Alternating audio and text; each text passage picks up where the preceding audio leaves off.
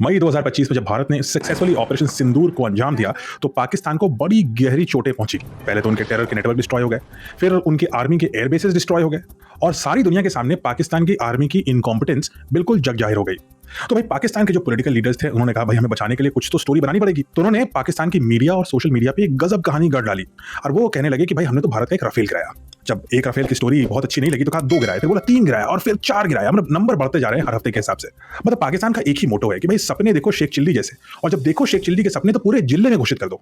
लेकिन शेख चिल्ली के सपने सच नहीं होते। तो चलिए जानते हैं कि क्या हकीकत है ऑपरेशन सिंदूर की और किस वजह से ऑपरेशन सिंदूर एक मास्टर क्लास है मॉडर्न एरियल वॉरफेयर और एनिमी के डिसेप्शन के बारे में। तो जो लेटेस्ट इंफॉर्मेशन आ रही है उससे लगता है कि पाकिस्तान ने ये सपने एक्चुअली खुद नहीं देखे, पाकिस्तान को ये झूठे सपने भारत ने ही दिखा डाले और ये डिसेप्शन भारत ने कैसे अचीव किया इस पर चर्चा करते हैं। ये सारा खेल है एक ट्रेमेंडस मिलिट्री प्लानिंग का और एक बहुत ही विशिष्ट टेक्नोलॉजी का जिसका नाम है एक्स गार्ड।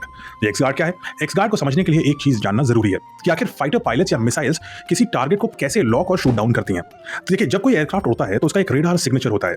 ये एक इलेक्ट्रोमैग्नेटिक वेव होता है। जिस प्रकार से आपका फिंगरप्रिंट होता है वैसे ही रेडार का एक सिग्नेचर होता है हर प्लेन का, जो बताता है कि प्लेन की टाइप क्या है, प्लेन किसका है, किस डायरेक्शन में जा रहा है और उसकी हाइट वगैरह क्या है। जब रेडार को ये लगता है कि ये टारगेट एक्चुअली इसके दुश्मन का है तो वो मिसाइल को लॉक करता है और लॉन्च करता है और फिर गाइड करता है उस प्लेन तक। लेकिन आप जरा ये सोचिए अगर उसी रेडार को एक ऐसा सिग्नल भेजा जाए जो हूबहू बिल्कुल एक असली फाइटर जेट जैसा लगे तो रेडार बिल्कुल कंफ्यूज हो जाएगा और शेख चिल्ली के सपने वो खुद देखना शुरू कर देगा। और यही काम करता है भारतीय वायुसेना के राफेल में लगा हुआ एक्स गार्ड। राफेल में लगा ये एक्स गार्ड एक फाइबर ऑप्टिक डिकॉय है जो एयरक्राफ्ट के इलेक्ट्रॉनिक डिफेंस का एक बहुत ही अहम हिस्सा है। ये radar guided air to air missile और सरफेस टू एयर मिसाइल से एयरक्राफ्ट की सुरक्षा करता है।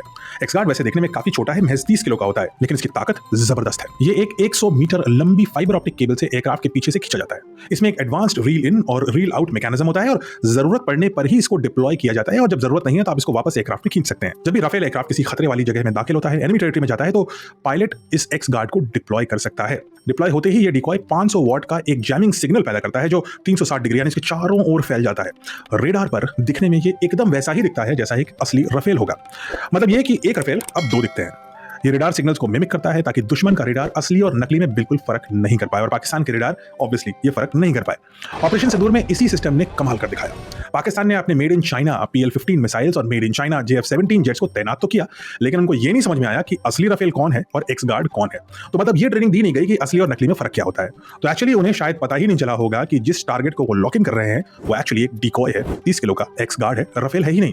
और इसी वजह से जब उन्होंने उसमें PL-15 मिसाइल को टारगेट किया तो भाई 30 किलो के टारगेट को एक मिसाइल डिस्ट्रॉय नहीं कर पाती, वो बहुत छोटा है। तो ये मिसाइल जाकर के गिर गई है खेत में और इसीलिए हमें रिकवर हुई थी पाकिस्तान की PL-15 की अनस्पेंट अनएक्सप्लोडेड मिसाइल्स खेतों में। यानी कि एक्स गार्ड ने ना सिर्फ राफेल की रक्षा करी बल्कि दुश्मन की मिसाइल को भी बेकार कर दिया। यानी पाकिस्तान के लिए खाया ना पिया, गिलास तोड़े 12 ने।